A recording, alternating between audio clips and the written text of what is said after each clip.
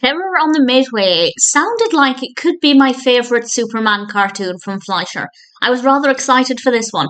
This was released in 1942. It's directed by Dave Fleischer and Artistic Penny, and it's written by Jim Morton and Dan Gordon, with a voice cast including Joan Alexander, Jackson Beck, Jack Mercer, and Lee Royce. And this one takes place in a circus.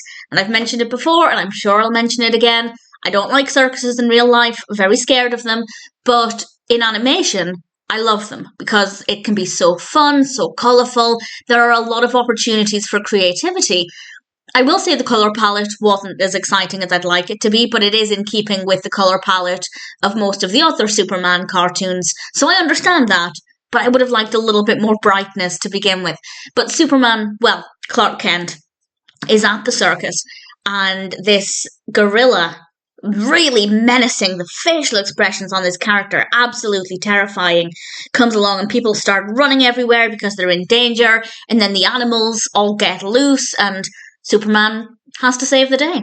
And it's really different because most of the other Superman cartoons from Fleischer are usually a little bit more political and they deal with, well, human villains. So to have Superman saving people from all of these ferocious animals, it was a little bit different, and I quite liked it. The circus setting did work well. As I said, it maybe wasn't as fun as I'd like it to be. The animation of the environment, of the circus itself, of the different apparatus and things, but as I said, it is still pretty much in keeping with the colour palettes of the other Superman cartoons, so I understand that, and it makes perfect sense. The pacing is a little slow. It took a little bit longer than I would have liked for anything to happen. It's not tremendously slow, but considering the whole thing is about 7 or 8 minutes, I would have liked Superman to come along a little bit more quickly so we could flesh out what he was doing a little bit more, but it was still action-packed. It still has a lot to offer. Is it my favourite?